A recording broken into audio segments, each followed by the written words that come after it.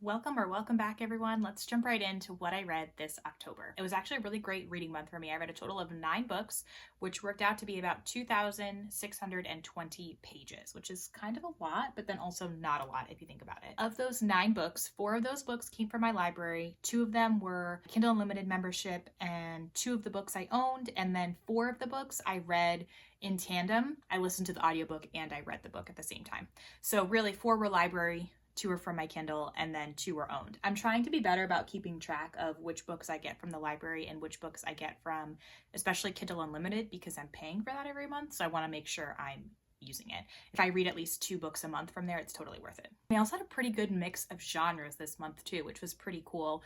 I had 2 nonfiction books, 2 romance books, 2 fantasy, and then 3 mystery and thriller, which I feel like a month like October, it makes more sense to have more mystery and thriller books, so that was not surprising at all. I want to start first with the nonfiction books. So this month I read for nonfiction What the Dead Know by Barbara Butcher, and then The Enchanted Hour by Megan Cox Gurdon. Let's start with What the Dead Know by Barbara Butcher.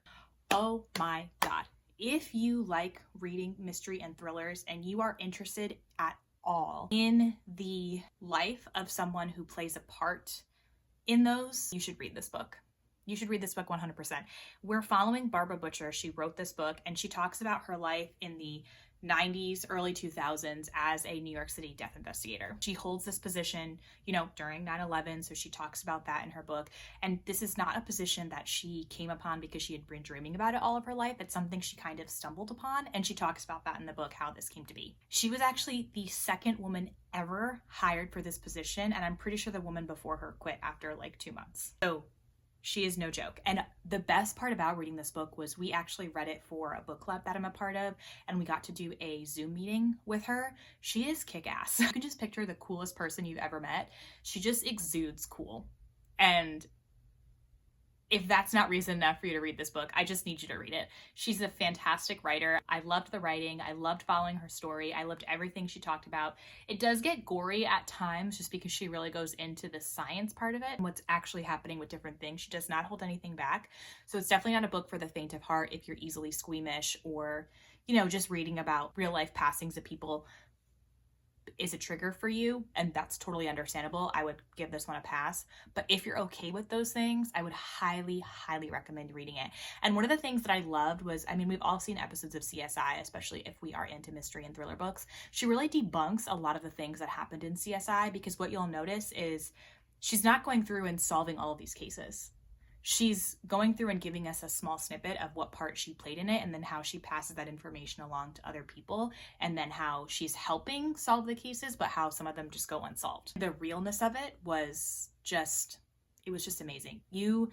I highly recommend this book. I closed the book and I said out loud, 10 stars. Like, it was just amazing. And I love that it's not a book I would have picked up myself. I was a little apprehensive about it at first, but I literally could not put it down. This book I listened to a little bit on audio as well as I was reading it, and it was very, very good. The next nonfiction book I read was The Enchanted Hour by Megan Cox Gurdon. Definitely a different vibe than What the Dead Know. This book is really all about why it is important to read aloud to your children, but even just as a family to be reading aloud. I love this book. I won't lie, it took me a long time to read this book. I think I started it a couple of months ago and I just finished it this October. As a parent and as a reader and as a former teacher, I know obviously that reading to my kid is important, but I've never actually read something that just kind of puts it into perspective, how important it actually is, and how important it is not just when they're little, but also as a family. Even as adults, we love to have people read aloud to us.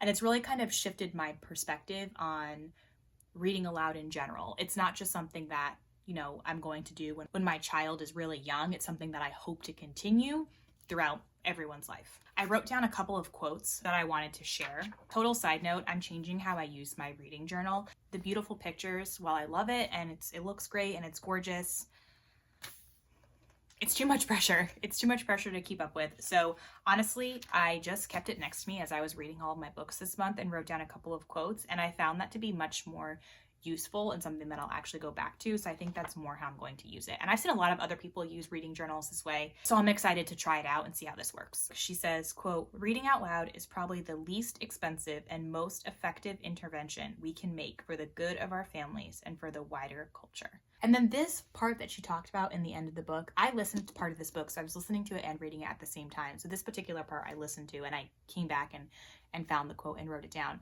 I really liked this part. Just to explain the context a little bit, towards the end of the book, she talks about, reading older books and how when you read older books, there are obviously some things in older books that are not correct today because we know better as a human race. But does that mean we have to completely ignore the book? No. She says no, and I agree with her. She brought up, what book did she bring up? I don't know if she brought up Fahrenheit 451. I'll have to double check on that. But she brought up kind of like a dystopian society where if we're getting rid of all of the books and just pretending like from a certain point forward, we know exactly what's perfect and we know what's going on, we're missing out on what was happening back then. You can't erase what people were doing. And if a certain time period only includes books from certain authors, that's something we need to talk about. Why are only certain authors' books during this time period being published? Why are there missing voices from this time period? What does that mean about this time period, and how can we be better moving forward? And so she says, quote, no single book has to scratch every itch. If the problem is that some literature expresses old-fashioned views, the solution is to read our children more books of every kind. The more reading, the more voices. The more voices, the more imagination. The more imagination, the more opinions. The more opinions, the more freedom of thought. And the more children engage in freedom of thought, the better. And I just loved this because I remember taking a history class in college, and my history teacher, this is really the first time someone had said this to me. And she was giving us a lecture and she said, we were talking about the Civil War, and she said, this piece of history, these primary sources, who's writing them? Which side are they coming from? And whose voices are missing from these primary sources? So what you need to do as a historian is you need to have every side, every voice. And if you're missing a voice and you can't track down that voice, that tells you something about what was going on during that time period. Of course, everyone needs to make the choice that's best for their family, yada, yada, yada. I'm not here to tell you to read certain books if your family's uncomfortable with it, whatever.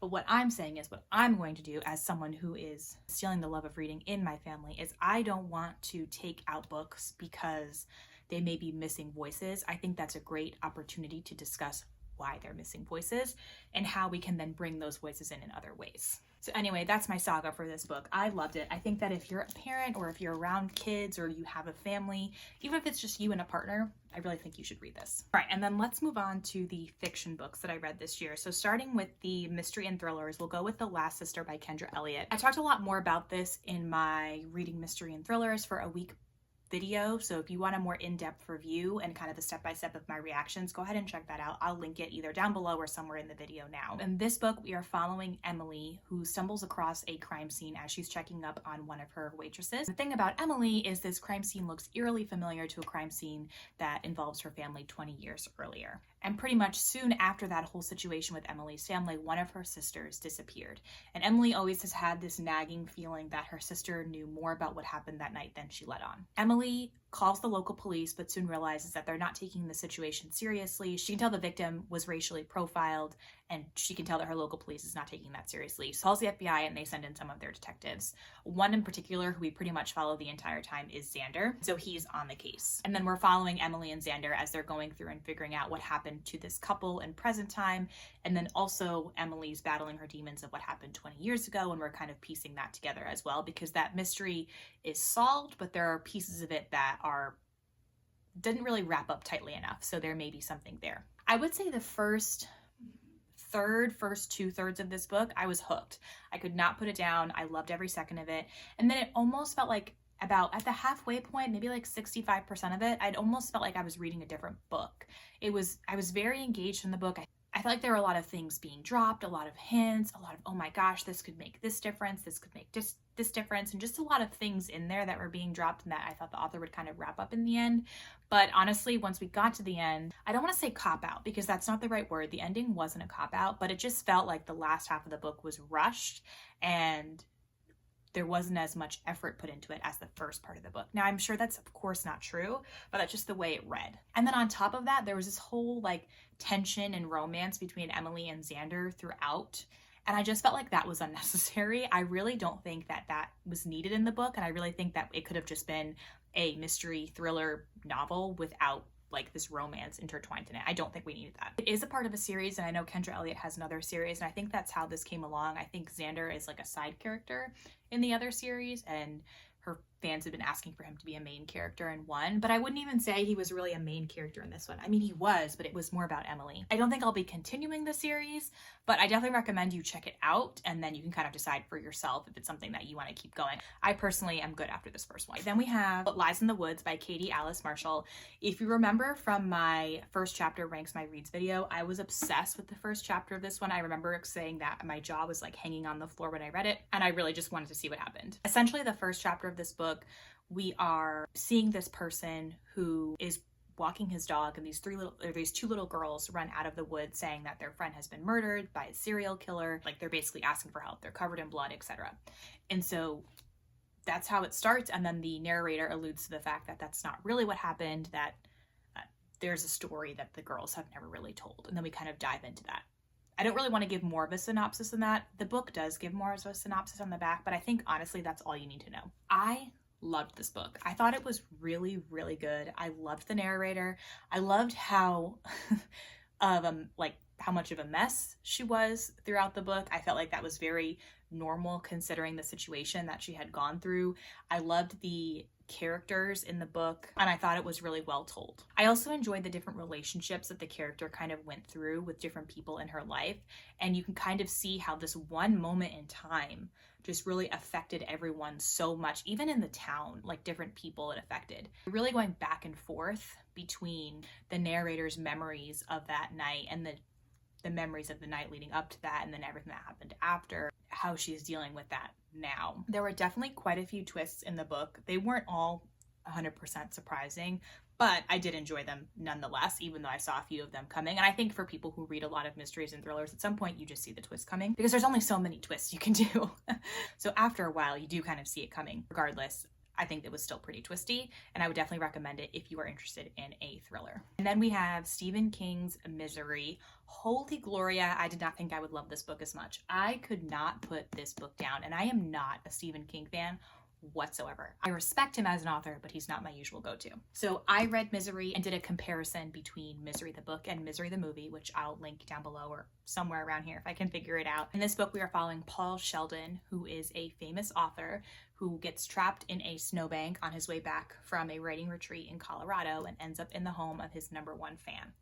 This proves to be not so great for Paul because basically his #1 fan, Annie, is essentially torturing him throughout the book. And we're just following Paul's journey through this entire process. I thought it was so good, and this book made me wonder if perhaps I do like Stephen King and maybe just The Shining, the one book that I read, was not the book for me, and maybe I should try and pick up other books by him. What I loved about it is Stephen King just like jumped right in. He's like, this is what's happening. Here we are. I'll tell you a little bit how he got there, I guess, throughout the book, and then you're just going to go with it and you're along for the ride. It was great. Paul was a fantastic character in the book. Annie was a fantastic character. It was gruesome for sure, but I could not take my eyes off of the book. It was one of those books where I simultaneously wanted to read it and wanted to stop at the exact same moment because it was just so gruesome. So again, if you're kind of squeamish, you may not enjoy that, but if you liked the movie and watched the movie, I think you would love the book. And if you're a Stephen King fan and haven't read it, I highly, highly recommend. Moving on to the 2 romance books I read this month. They were both actually paranormal witchy romances, which kind of was fitting because it was October. The first was Hex Appeal by Kate Johnson. We're following a couple main characters. We're following Josh, who is an American who inherited this house in a place called Goodwinter, and he's this landlord of all these other homes in the community. He stumbles upon this home that he's supposed to be a landlord of, but really can never find it again. Living in that house is Essie, who is a witch who lives in the house with various witches, and that's why Josh can't find the house because it is enchanted. So throughout this book, they're kind of being pushed together in a romantic way. They're both attracted to each other, but then we have this extra piece of Josh's sister shows up at his doorstep. There's this demon in the town that Essie has to put down that she didn't even realize existed, and then somehow Josh is related to all of that. We're just kind of following their story, how it starts innocently enough with Josh just trying to collect this rent that his family hasn't received since the 1700s, and then Essie trying to hide the fact that she is a witch. If you like witchy romances, I think you would totally love this one. I believe Kate Johnson has written another one. I feel like it just came out this year, but regardless, definitely check it out if you're into witchy romances. The next we have Pumpkin Spice and Poltergeist. In this one, we are following our friend Jordan, who is a witch and accidentally on purpose conjured up the spirit of her ex-girlfriend, Lou.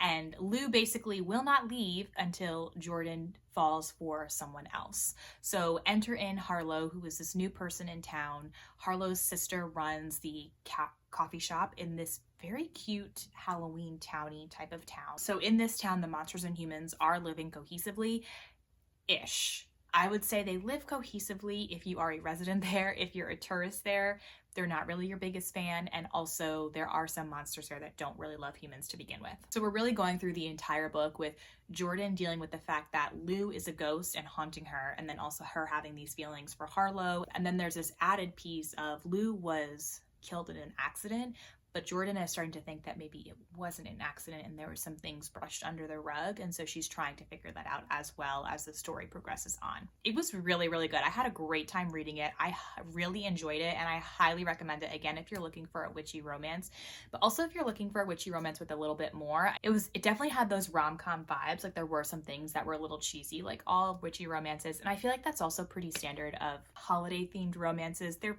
pretty cheesy.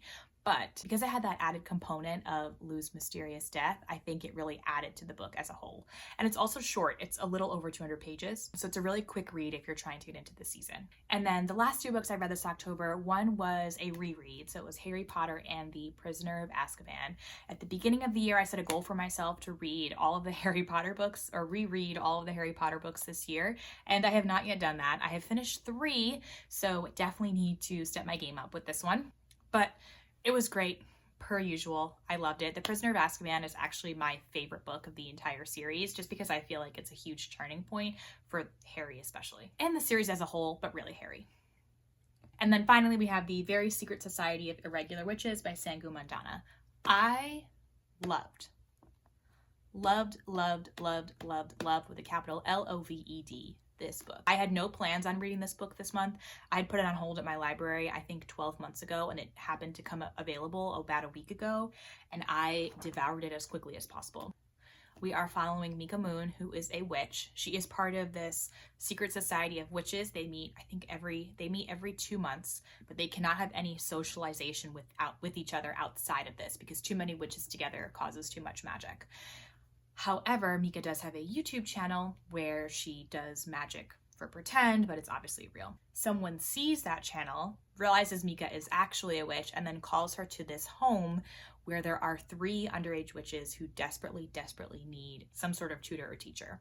So Mika, throughout the entire book, is grappling with the fact that she obviously wants to help these girls because she wants to be that figure for them, but she also knows that the rules say all of these witches can't be together. So having 3 young witches in a home who can barely control their powers is super dangerous, and then adding Mika to it, like, what kind of precedence is that? If the person in charge of her society finds out about this, she's screwed, essentially. On top of that, we have a little bit of tension with Jamie, who is kind of basically like the girl's parent figure throughout the book. I loved it. I loved it so much. The characters were so well thought out. It was like a motley crew with Mika and Jamie, and then Ken and Ian, and then Lucy as well. It was like Lucy, Ken, and Ian are technically considered the help in the house, but not really. They really are just this big, crazy family with Jamie and the 3 girls, and then enter in Mika. And then we're watching her kind of see how she makes a place for herself, but she's never had a family before, because as a witch, she's just basically been alone her entire life. And then added to all of this beautiful story, is there's this pressure because at the winter solstice, this lawyer is supposed to come to the home. Jamie, Ian, Ken, and Lucy are nervous that the girls are going to have some sort of outburst because they can't control their magic, which is really why Mika's here. So there's this approaching deadline throughout the entire book as well.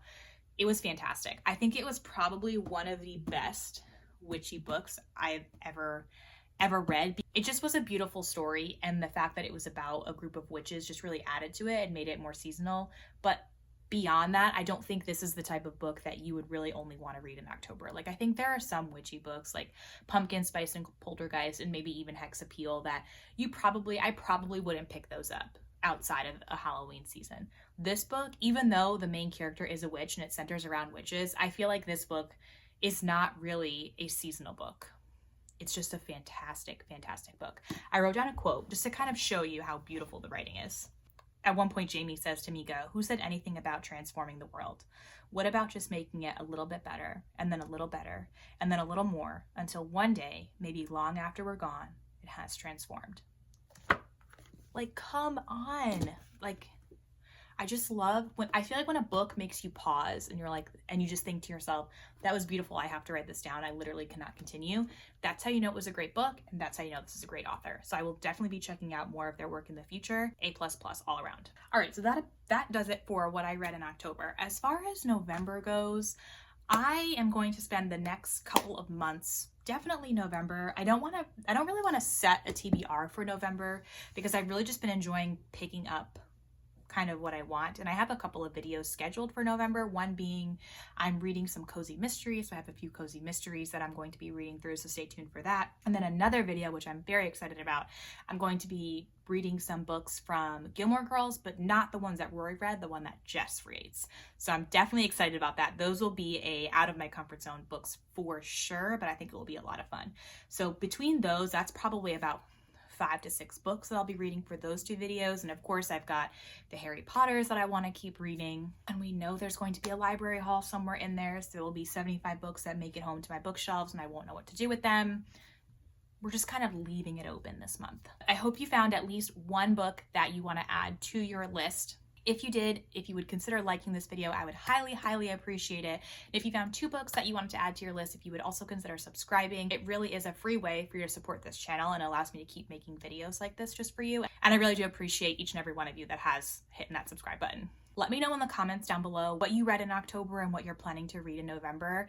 Even though I have 7 million books that I want to read, I'm of course always looking for some more recommendations.